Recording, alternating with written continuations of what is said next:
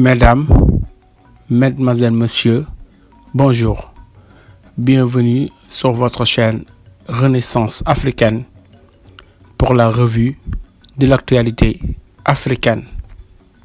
Samedi 22 avril 2023. Attaque djihadiste au Mali. 10 civils et 3 soldats ont été tués lors d'une attaque meurtrière dans le centre du Mali, à la zone de l'aéroport de Sévaré. Le gouvernement a annoncé avoir neutralisé 88 djihadistes. Burkina Faso. Une soixantaine de civils d'un village au nord du Burkina Faso ont été massacrés jeudi par des hommes en tenue de l'armée nationale, a annoncé dimanche le procureur de Ouahigouya. Des blessés ont été évacués et sont actuellement pris en charge au sein de nos structures de santé, a-t-il ajouté, précisant que les acteurs de ces faits auraient emporté divers biens. Le président du Kenya s'est exprimé lundi sur la mort des adeptes de l'Église internationale de Bonne Nouvelle. Ils seraient décédés après avoir jeûné pour rencontrer Jésus. Selon les recommandations de leur pasteur, William Ruto a dénoncé des cultes terroristes. Les terroristes utilisent la religion pour promouvoir leurs actes odieux. Des gens comme M. Mackenzie utilisent la religion pour faire exactement la même chose, a déclaré le président kenyan. Le chef de la police kenyane a confirmé lundi la mort de 58 personnes, alors que la Croix-Rouge locale parle de 112 personnes portées disparues. La police marocaine a saisi samedi 5,4 tonnes de résine de cannabis dans le port de Tangier-Med, à bord d'un camion à destination de l'Espagne, selon la Direction générale de la Sûreté nationale. Des agents de la Sûreté nationale et des douanes ont mis en échec une tentative de trafic international de 5 tonnes et 438 kilos de hashish, résine de cannabis, qui se trouvait à bord d'un camion de transport international de marchandises, précise la Direction générale de la Sûreté nationale dans un communiqué. Soudan.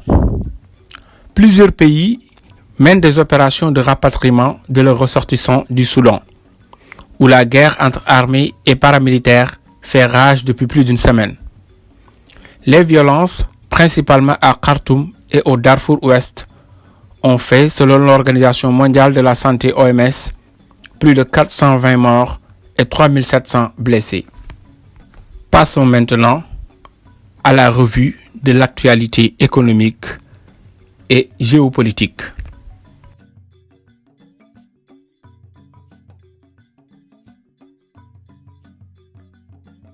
France, États-Unis, Chine, Russie. La guerre d'influence bat son plein en Afrique.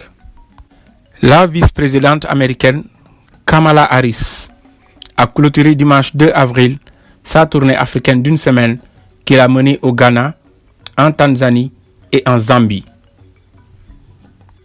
Joe Biden est attendu courant 2023 en Afrique, à la suite de Kamala Harris. Pékin a dépêché début janvier son nouveau ministre des Affaires étrangères, Qin Gang, pour la traditionnelle tournée africaine de début d'année.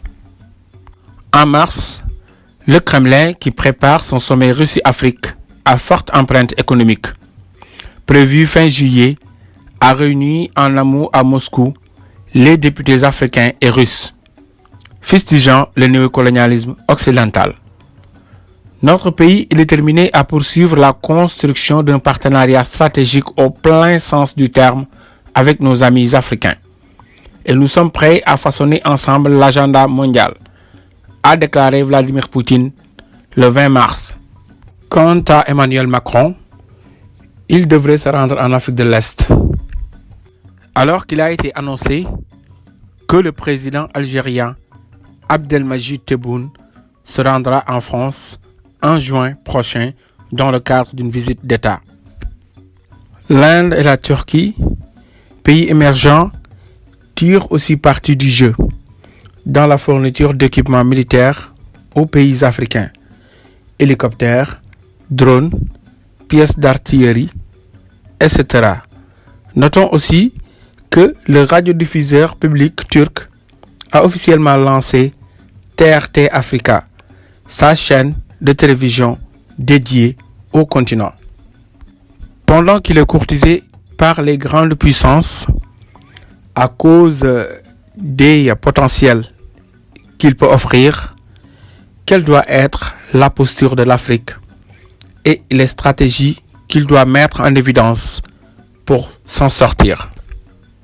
Le président ghanéen Nana Akufo-Addo a déclaré face à la presse, aux côtés de Kamala Harris: il y a peut-être une obsession aux États-Unis à propos des activités chinoises sur le continent.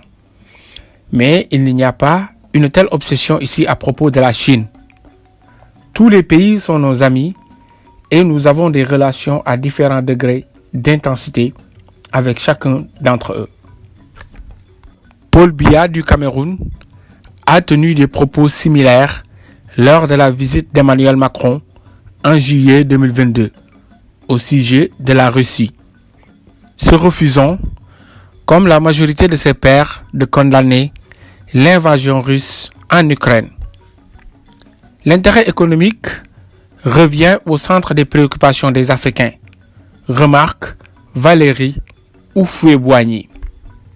Merci d'avoir suivi ce premier numéro de la revue africaine sur votre chaîne Renaissance africaine. À la prochaine. Se former, s'informer pour mieux faire face. Et n'oubliez pas de vous abonner si vous ne l'avez pas encore fait en appuyant sur la cloche pour recevoir d'autres notifications de notre chaîne.